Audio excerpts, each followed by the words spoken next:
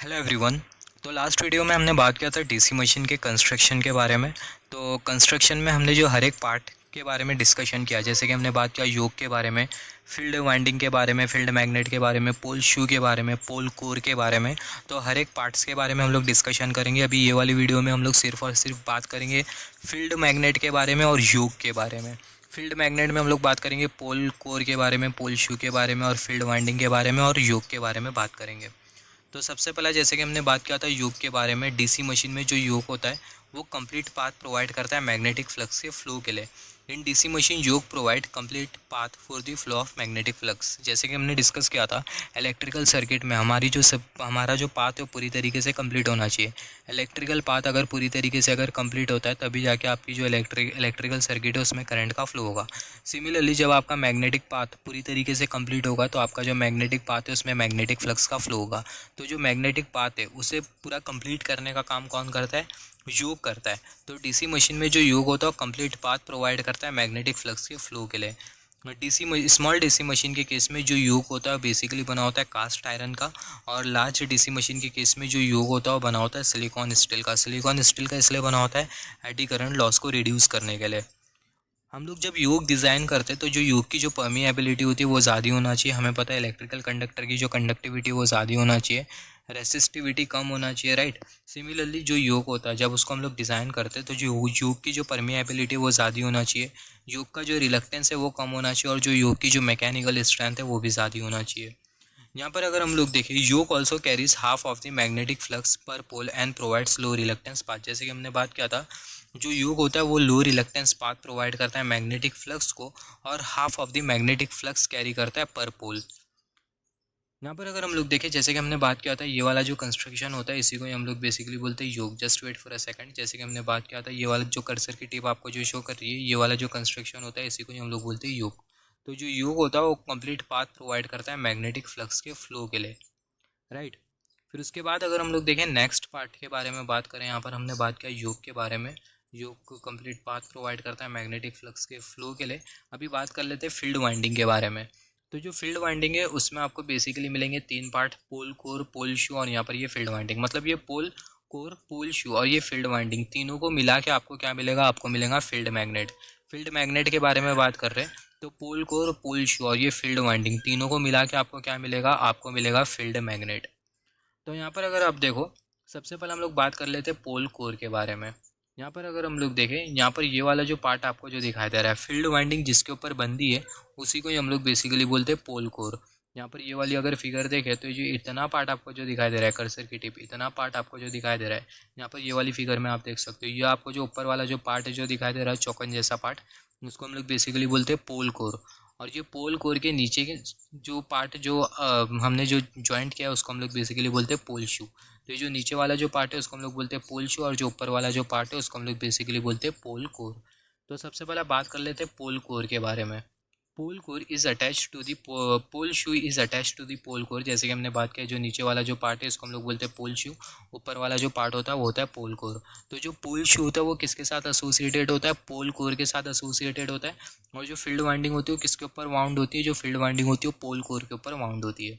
तो यहाँ पर अगर हम लोग देखें pole shoe is attach to pole core, जो पोल शू होता है पोल कोर के साथ अटैच होता है bye means of screw. Screw के हेल्प से जिसका नाम होता है काउंटर संक स्क्रू। यहाँ पर अगर हम लोग देखें pole core and pole shoe both made up of cast iron and cast steel. जो पोल कोर और जो पोल शू है यहाँ पर ये हमने जो पोल कोर जो कंसिडर किया और ये जो पोल शू हमने जो कंसिडर किया है ये दोनों कास्ट आयरन के बने होते हैं और कास्ट स्टील के बने होते हैं।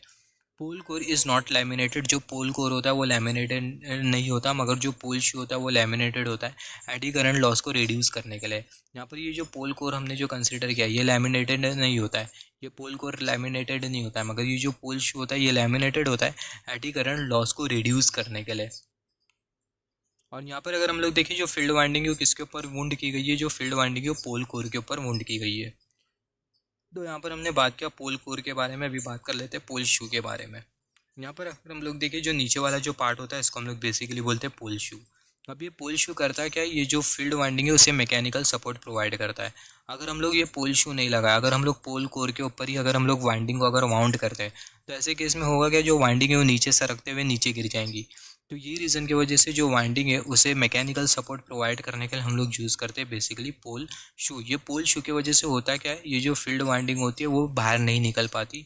जो फील्ड वाइंडिंग होती है वो पोल कोर को, मतलब जो पोल कोर है उससे नीचे नहीं उतर पाती है। अगर हम लोग ये पोल शू को अगर हम लोग ना यूज़ करें, तो ऐसे केस में जो फील्ड वाइंडिंग है वो ये पोल कोर को नीचे जो पोल कोर है उससे नीचे उतर जाएंगी। राइट, तो ये रीज़न की वजह से जो पोल शू है उसको हम लोग यूज़ करते हैं, जो कि मैकेनिकल सपोर्ट प्रोवाइड करती है वाइंडिंग को। तो यहाँ पर अगर हम लोग देखें, pole shoe provide mechanical support to field winding. यहाँ पर ये जो वाइंडिंग हमने जो वाउंड किया है इसी को ही हम लोग बेसिकली बोलते हैं फील्ड वाइंडिंग। यहाँ पर ये फिगर में अगर हम लोग देखें, just wait for a second, ये फिगर में अगर हम लोग देखें, यहाँ पर ये जो आपको जो दिखाई दे रहा है, जो वाइंडिंग आपको जो दिखाई दे रही है, इसी को ही हम लोग बेसिकली बोलते हैं फील्ड वाइंडिंग। इसी को ही हम लोग बोलते हैं फील्ड वाइंडिंग। यहाँ पर आप देखो, इसी को ही हम लोग बेसिकली बोलते हैं फील्ड वाइंडिंग। और यहाँ पर ये आपको जो दिखाई दे रहा है इसको हम लोग बेसिकली बोलते हैं पोल शू। इसको हम लोग बोलते हैं पोल शू। राइट, तो यहाँ पर अगर हम लोग देखें, जैसे कि हमने बात किया पोल शू के बारे में, जो पोल शू होता है वो मैकेनिकल सपोर्ट प्रोवाइड करता है किसको, फील्ड वाइंडिंग को। और जो पोल शू होता है वो यूनिफॉर्मली मैग्नेटिक फ्लक्स को डिस्ट्रीब्यूट भी करता है एयर गैप में, स्प्रेड भी करता है मैग्नेटिक फ्लक्स को यूनिफॉर्मली एयर गैप में। तो जो पोल शू है वो आपका दो काम करके दे रहा है। सबसे पहला जो फील्ड वाइंडिंग है उसे मैकेनिकल सपोर्ट भी प्रोवाइड करके दे रहा है, और जो मैग्नेटिक फ्लक्स है उसे एयर गैप में यूनिफॉर्मली डिस्ट्रीब्यूट करने का काम भी कर रहा है पोल शू। यहाँ पर अगर आप देखो, जो पोल शू होता है वो मैग्नेटिक फ्लक्स के फ्लो को लो रिलक्टेंस पाथ भी प्रोवाइड करता है। यहाँ पर आप देखो, जो पोल शू है वो आपको दो टाइप का पोल शू मिलेगा। पहला जो पोल शू है वो है आर्क शेप पोल शू, जिसको आप ब्रैडर पोल शू भी बोल सकते हो। और दूसरा जो पोल शू है वो है चैम्फर्ड पोल शू, जिसको आप इसेंट्रिक पोल शू भी बोल सकते हैं। तो यहाँ पर अगर हम लोग देखें, सबसे पहला ब्रैडर पोल शू और दूसरा है ये चैम्फर्ड पोल शू, जिसको हम लोग इसेंट्रिक पोल शू भी बोल सकते हैं। यहाँ पर ये ब्रैडर पोल शू के केस में होता क्या है, जो एयर गैप होता है आर्मेचर और पोल शू के बीच में, वो कैसा होता है, वो यूनिफॉर्म होता है। Uniform air gap between armature and pole shoe. मगर ये जो चैम्पर्ड पोल शू है, ये चैम्पर्ड पोल शू के केस में आपको नॉन यूनिफॉर्म एयर गैप मिलेगा आर्मेचर और पोल शू के बीच में। यहाँ पर अगर हम लोग देखें, सबसे पहला बात करते हैं ब्रैडर पोल शू के बारे में। ब्रैडर पोल शू, जिसको हम लोग आर्क शेप पोल शू भी बोलते हैं। तो यहाँ पर अगर आप देखो, ब्रैडर पोल शू के केस में यहाँ पर आप देखो, यहाँ पर ये पोल शू आपको दिखाई दे रहा है, और यहाँ पर ये आपको आर्मेचर की सरफेस दिखाई दे रही है, और यहाँ पर ये आपको बीच में एयर गैप दिखाई दे रहा है कर्सर की टिप। तो यहाँ पर आप देखो, जो एयर गैप है वो आपको कैसा मिल रहा है, कांस्टेंट मिल रहा है। एयर गैप का जो डिस्टेंस है वो आपको फिक्स मिल रहा है। तो यहाँ पर आपको एयर गैप आपको कांस्टेंट मिल रहा है। तो यहाँ पर ये जो पोल शू है इसको हम लोग बोलते हैं ब्रैडर पोल शू। यहाँ पर अगर हम लोग देखें, यहाँ पर हमने कंसिडर किया ये particular point centre of pole शू। तो यहाँ पर अगर हम लोग देखें ब्रैडर पोल शू के केस में, जैसे कि हमने बात किया broader pole shoe which is also known as arc shape pole shoe. Broader pole shoe के केस में जो एयर गैप होगी वो आपको कैसे मिलने वाली है, कांस्टेंट मिलने वाली है। पोल शू और आर्मेचर के बीच की जो एयर गैप होगी वो आपको कांस्टेंट मिलेगी इन केस ऑफ ब्रैडर पोल शू। यहाँ पर अगर हम लोग देखें, कांस्टेंट एयर गैप की वजह से होगा क्या, जो मैग्नेटिक फ्लक्स है वो भी कांस्टेंट होगी। Due to constant air gap magnetic flux also remain constant. और ये ब्रैडर पोल शू के हेल्प से आप फ्लैट टॉप मैग्नेटिक फ्लक्स को ऑब्टेन कर सकते हो, जिसके हेल्प से जो डीसी जनरेटर में जो आउटपुट वोल्टेज में जो रिपल होता है आप उसको रिड्यूस कर लोगे। यहाँ पर अगर हम लोग देखें, डीसी जनरेटर का जो आउटपुट वोल्टेज होता है उसको हम लोग बहुत हद तक के आउटपुट वोल्टेज में जो रिपल होता है उसको हम लोग बहुत हद तक के रिड्यूस कर सकते हैं with the help of flat top magnetic flux. और वो जो फ्लैट टॉप मैग्नेटिक फ्लक्स है उसको हम लोग ऑब्टेन कर सकते हैं with the help of ब्रैडर pole शू। तो यहाँ पर अगर हम लोग देखें, ये ब्रैडर पोल शू के हेल्प से जो due to this broader pole shoe we can obtain flat top magnetic flux, and by this flat top magnetic flux we can minimize ripple in the output voltage of DC generator। यहाँ पर अगर हम लोग देखें, ये जो magnetic flux आपको जो मिल रही है इसी को हम लोग बेसिकली बोलते हैं फ्लैट टॉप मैग्नेटिक फ्लक्स। जो टॉप है वो आपको कैसे मिल रही है, फ्लैट मिल रही है, टॉप आपको फ्लैट मिल रही है। तो ये रीज़न की वजह से जो मैग्नेटिक फ्लक्स है उसको हम लोग बोलते हैं फ्लैट टॉप मैग्नेटिक फ्लक्स। तो यहाँ पर हमने बात किया ब्रैडर पोल शू के बारे में। सिमिलरली अभी हम लोग बात कर लेते हैं चैम्फर्ड पोल शू के बारे में, जिसको हम लोग एसेंट्रिक पोल शू भी बोलते हैं। यहाँ पर अगर हम लोग देखें, in DC machine we use arc shape pole shoe. DC machine के केस में हम लोग यूज़ करते हैं आर्क शेप पोल शू का, और एसी मशीन के केस में हम लोग यूज़ करते हैं चैम्फर्ड पोल शू का। ये बहुत इंपॉर्टेंट है। एसी मशीन में आप यूज़ करोगे चैम्फर्ड पोल शू, और डीसी मशीन के केस में आप यूज़ करोगे आर्क शेप पोल शू, या फिर आप बोल सकते हो ब्रैडर पोल शू। डीसी मशीन में आप ब्रैडर पोल शू क्यों यूज़ करोगे, क्योंकि अगर आप देखो जो डीसी जनरेटर है उसमें जो आउटपुट वोल्टेज है उसमें आपको जो रिपल है वो कम से कम चाहिए। रिपल कम से कम कैसा मिलेगा, सबसे पहला मल्टीपल टर्न यूज़ करोगे और दूसरा आप यूज़ करोगे flat top magnetic flux. Flat top magnetic flux आपको कैसे मिलेंगी, ब्रैडर टाइप पोल शू से मिलेगी। ब्रैडर टाइप पोल शू में जो एयर गैप होता है वो कांस्टेंट होता है, तो यही रीज़न की वजह से हम लोग यूज़ करते हैं broader type pole shoe in case of DC generator, ताकि जो आउटपुट वोल्टेज में जो रिपल है वो बहुत हद तक के रिड्यूस हो जाए। अभी आ जाते हैं चैम्फर्ड पोल शू के ऊपर। ये जो चैम्फर्ड पोल शू में जो एयर गैप है वो आपको कांस्टेंट नहीं मिलेगा।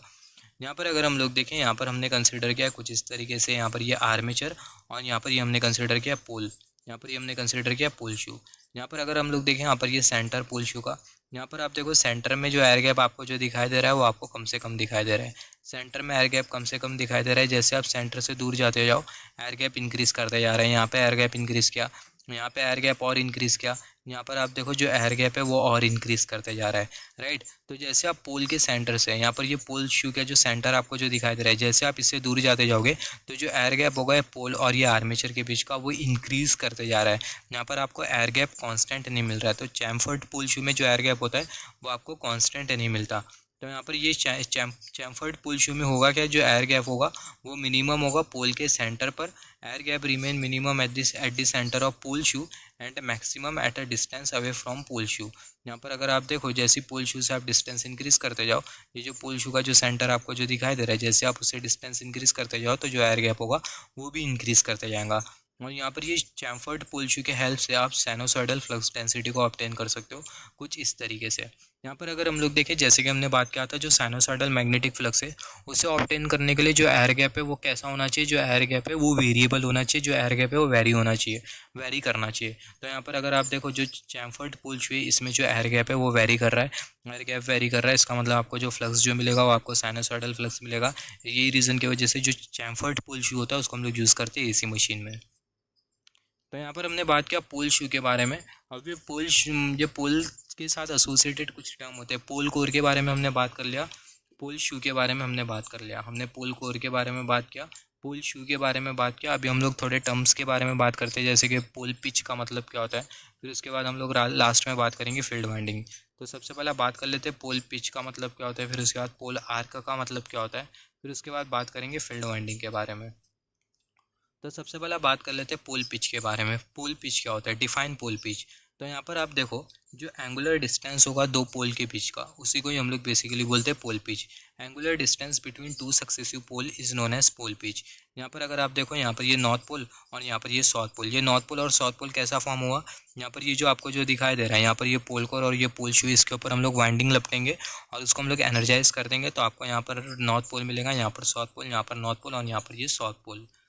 तो यहाँ पर अगर हम लोग देखें दो पोल के बीच का जो एंगल होगा, यहाँ पर अगर हम लोग देखें, यहाँ पर ये नॉर्थ पोल और यहाँ पर ये साउथ पोल, किसी दो पोल के बीच का जो एंगल होगा उसी को ही हम लोग बेसिकली बोलते हैं पोल पिच। यहाँ पर आप देखो angular distance between two successive pole is known as pole pitch. यहाँ पर अगर हम लोग देखें, यहाँ पर ये वाली पोल और यहाँ पर ये वाली पोल, दोनों के बीच का जो एंगल होगा, हम लोग एंगल कैसे आइडेंटिफाई करेंगे, यहाँ पर हमने कुछ इस तरीके से डॉटेड लाइन बनाया, यहाँ पर हमने कुछ इस तरीके से डॉटेड लाइन बनाया, यहाँ पर हमें जो एंगल जो मिल रहा है वो हमें मिल रहा है 90 डिग्री का। यहाँ पर अगर आप देखो, यहाँ पर ये जो नॉर्थ पोल है इससे हमने कुछ इस तरीके से वर्टिकल लाइन बनाया कुछ इस तरीके से, और यहाँ पर ये जो साउथ पोल है यहाँ से हमने कुछ इस तरीके से हॉरिजॉन्टल लाइन बनाया। दोनों जो लाइन है पर्टिकुलर पॉइंट पर इंटरसेक्ट हो रही है और यहाँ पर हमें जो एंगल जो मिल रहा है इसी को ही हम लोग बेसिकली बोलते हैं पोल पिच। और यहाँ पर जो एंगल आपको जो मिल रहा है कितने डिग्री का मिल रहा है, 90 डिग्री का। तो यहाँ पर अगर आप देखें angular distance between two successive pole, दो पोल के बीच का जो एंगुलर डिस्प्लेसमेंट होता है उसी को ही हम लोग बेसिकली बोलते हैं पोल पिच। आप ऐसा भी बोल सकते हो मैकेनिकल एंगल बिटवीन टू पोल, दो पोल के बीच का जो मैकेनिकल एंगल होता है, यहाँ पर ये जो एंगल है कौन सा एंगल है, मैकेनिकल एंगल है। तो जो मैकेनिकल एंगल होता है दो पोल के बीच का उसी को ही हम लोग बेसिकली बोलते हैं पोल पिच। यहाँ पर आपको मैकेनिकल एंगल की वैल्यू आपको कितनी मिल रही है, मैकेनिकल एंगल की वैल्यू आपको मिल रही है 90 डिग्री। तो जो मैकेनिकल एंगल है वो आपको कितना मिल रहा है, 90 डिग्री। यहाँ पर अगर आप देखो जो पोल पिच होता है वो हमेशा 180 डिग्री इलेक्ट्रिकल होता है। Pole pitch always remain 180 degree electrical. Pole pitch 180 degree electrical आपको क्यों मिल रहा है, क्योंकि हमने डिस्कशन किया था जो इलेक्ट्रिकल एंगल होता है बराबर में होता है P/2 इंटू थीटा एम के मैकेनिकल एंगल के। यहाँ पर आपको P कितना दिखाई दे रहा है, P आपको इंडिकेट कर रहा है नंबर ऑफ पोल्स। तो नंबर ऑफ पोल्स आपको कितनी दिखाई दे रही है यहाँ पर, ये पहली वाली पोल, दूसरी वाली पोल, तीसरी वाली पोल, चौथी वाली पोल। तो नंबर ऑफ पोल्स हमें 4 दिखाई दे रही है। तो जो पी की जो वैल्यू कितनी है वो है 4। और यहाँ पर ये जो थीटा एम है ये है क्या, ये है मैकेनिकल एंगल। मैकेनिकल एंगल आपको मिल रहा है 90 डिग्री, थीटा एम 90 डिग्री। तो यहाँ पर आप पी की जगह पुट करो 4, थीटा एम की जगह पुट करो 90 डिग्री, तो मिल जाएगा 4/2 इंटू 90 डिग्री, आपको मिल जाएगा इलेक्ट्रिकल एंगल। थीटा ये आपको जो मिलेगा वो आपको मिलेगा 180 डिग्री। तो यहाँ पर अगर आप देखो जो इलेक्ट्रिकल एंगल आपको जो मिला वो आपको कितना मिला, 180 डिग्री। तो यहाँ पर अगर आप देखो जो पोल पिच होती है वो हमेशा 180 डिग्री इलेक्ट्रिकल होती है। यहाँ पर अगर आप देखो जो पोल पिच है आप उसका ऐसा भी डिफाइन कर सकते हो, pole pitch remain 180 degree electrical. Pole pitch 180 degree electrical है, इसका मतलब क्या, which means while going from one pole to another pole. जब आप एक पोल से दूसरे पोल की तरफ जाओगे तो आपको जो फ्लक्स डेंसिटी है उसमें आपको 180 डिग्री की इलेक्ट्रिकल शिफ्ट मिलेंगी, 180 डिग्री की आपको शिफ्ट मिलेंगी। इसी का ही मतलब होता है कि जो पोल पिच है वो 180 डिग्री इलेक्ट्रिकल है। जब आप एक पोल से दूसरी पोल में जाओगे, एक पोल से दूसरे पोल पर जाओगे, तो ऐसे केस में आपको जो फ्लक्स डेंसिटी है उसमें आपको 180 डिग्री की इलेक्ट्रिकल शिफ्ट मिलेंगी। यहाँ पर अगर हम लोग देखें pole pitch remain 180 degree electrical, pole pitch 180 degree electrical है, इसका मतलब जब हम लोग एक पोल से दूसरे पोल पर जाएंगे तो हमें शिफ्ट मिलेंगी, there will be shift of 180 degree electrical, 180 degree electrical shift मिलेंगी किसमें, फ्लक्स डेंसिटी में। Due to which flux density will reverse its direction, जिसके वजह से होगा क्या, जो फ्लक्स डेंसिटी होगी वो अपनी ओरिएंटेशन चेंज कर लेंगी। यहाँ पर अगर हम लोग देखें जो पोल पिच है उसको आप एक और एक तरीके से डिफाइन कर सकते हो। पोल, कोई भी एक पोल जो एंगल ट्रेस करेगी उसी को ही हम लोग बोलते हैं pole pitch. Pole pitch can also भी define as angle occupied by pole. कोई भी एक पोल कितना एंगल ऑक्यूपाई कर रही हो आप उसको बोल सकते हो पोल पिच। यहाँ पर अगर हम लोग देखें, यहाँ पर ये जो पोल है कुछ इतना एंगल ऑक्यूपाई कर रही है तो इसको हम लोग बोल सकते हैं pole pitch. Pole pitch 180 degree electrical रहेंगी। यहाँ पर अभी बात कर लेते हैं पोल आर्क के बारे में। अभी पोल आर्क का मतलब क्या होता है, यहाँ पर ये हमने कंसिडर किया ये है पोल कोर, और यहाँ पर ये हमने कंसिडर किया ये है पोल शू। यहाँ पर ये आपको दिखाई दे रहा है पोल एज। यहाँ पर पोल शू का जो कॉर्नर हमें जो दिखाई दे रहा है, यहाँ पर ये कॉर्नर हमें जो दिखाई दे रहा है इसी को ही हम लोग बेसिकली बोलते हैं पोल एज। तो यहाँ पर आप ये पोल एज से कुछ इस तरीके से लाइन बनाओ, फिर यहाँ से आपको जो पोल एज जो दिखाई दे रही है यहाँ से भी आप कुछ इस तरीके से पोल शू की एज आपको जो दिखाई दे रही है, पोल शू का कॉर्नर आपको जो दिखाई दे रहा है वहाँ से लाइन बनाओ। यहाँ से भी हमें कॉर्नर दिखाई दे रहा है तो यहाँ से भी हमने लाइन बनाया। तो यहाँ पर हमें जो एंगल जो मिलेगा इसी को ही हम लोग बेसिकली बोलेंगे पोल आर्क। तो अब ये पोल आर्क का मतलब क्या होता है, angle cover by pole edges. Pole shoe के जो एजेस हुए, पोल शू के जो कॉर्नर्स है वो जो एंगल कवर करेंगे उसी को ही हम लोग बेसिकली बोलते हैं पोल आर्क। यहाँ पर अगर हम लोग देखें जो पोल आर्क है वो हमेशा कम होती है in comparison with pole pitch. जो पोल आर्क है वो हमेशा कम होती है in comparison with the pole pitch. तो पोल आर्क से हमने क्या समझा, जो पोल शू के जो कॉर्नर्स होते हैं वो एंगल जो ट्रेस करेंगे उसी को ही हम लोग बेसिकली बोलते हैं पोल आर्क। और जो पोल आर्क होता है वो कम होता है in comparison with the pole pitch. और ये जो पोल आर्क और जो पोल पिच है दोनों का जो रेशियो होता है वो वेरी कर रहा होता है 0.7 से 0.9 के बीच में। रेशियो ऑफ पोल आर्क, जो पोल आर्क और जो पोल पिच का जो रेशियो होता है वो वेरी कर रहा होता है 0.7 से 0.9 के बीच में। ये हमें पता होना चाहिए, बहुत इंपॉर्टेंट है। पोल आर्क और जो पोल पिच का जो रेशियो होता है वो वेरी कर रहा होता है 0.7 से 0.9 के बीच में। तो यहाँ पर हमने बात किया पोल पिच के बारे में, पोल आर्क के बारे में। अभी हम लोग बात कर लेते हैं फील्ड वाइंडिंग के बारे में। फील्ड वाइंडिंग के बारे में बात कर लेते हैं। यहाँ पर अभी अगर हम लोग देखें, यहाँ पर ये हमने कंसिडर किया है। यहाँ पर अगर हम लोग देखें, यहाँ पर ये जो पोल कोर हमें जो दिखाई दे रहा है उसके ऊपर जो वाइंडिंग हमने जो लपटा है उसी को ही हम लोग बेसिकली बोलते हैं फील्ड वाइंडिंग। यहाँ पर ये फील्ड वाइंडिंग की क्या रिक्वायरमेंट होती है, सबसे पहला जो फील्ड वाइंडिंग होती है वो कॉपर की बनी होती है। और जो फील्ड वाइंडिंग होती है वो आर्मेचर के साथ सीरीज़ में भी कनेक्टेड हो सकती है और पैरेलली भी कनेक्टेड हो सकती है। यहाँ पर जैसे कि हमने बात किया था फील्ड वाइंडिंग क्या होती है, जैसे कि हमने बात किया था, यहाँ पर हमने बात किया था, just wait for a second, यहाँ पर हमने बात किया था येलो येलो आपको जो दिखाई दे रहा है येलो वाला वायर, इसी को ही हम लोग बेसिकली बोलते हैं फील्ड वाइंडिंग। इसी को ही हम लोग बेसिकली बोलते हैं फील्ड वाइंडिंग। यहाँ पर अगर आप देखो जो फील्ड वाइंडिंग है वो किसके साथ कनेक्टेड है, वो फील्ड वाइंडिंग है वो आपके आर्मेचर के साथ कनेक्टेड है। तो जो फील्ड वाइंडिंग है वो आर्मेचर के साथ सीरीज़ में भी कनेक्टेड हो सकती है, पैरेलली भी कनेक्टेड हो सकती है। तो यहाँ पर अगर हम लोग देखें जो आर्मेचर वाइंडिंग है वो सीरीज़ में भी कनेक्टेड हो सकती है और पैरेलली भी कनेक्टेड हो सकती है आर्मेचर के साथ। तो यहाँ पर अगर हम लोग देखें वाइंडिंग अगर सीरीज़ में कनेक्टेड है और पैरेलली कनेक्टेड है तो दोनों केस में क्या होगा, series connection of armature winding, I mean series connection of winding field winding और parallel connection of field winding.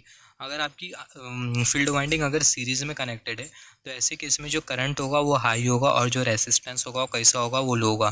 Current high होने की वजह से होगा क्या, आपकी जो फील्ड वाइंडिंग के लिए आप जो कॉपर कंडक्टर यूज़ करोगे उसका जो क्रॉस सेक्शनल एरिया होगा वो आपको ज़्यादा से ज़्यादा रखना होगा। मगर आपकी फील्ड वाइंडिंग अगर पैरेलली कनेक्टेड है, पैरेलल कनेक्शन अगर आप कंसिडर कर रहे हो फील्ड वाइंडिंग का आर्मेचर के साथ, तो ऐसे केस में होगा क्या, ऐसे केस में होगा कि पैरेलल कनेक्शन में जो वोल्टेज होगा वो ज़्यादा होगा और करंट कम होगा।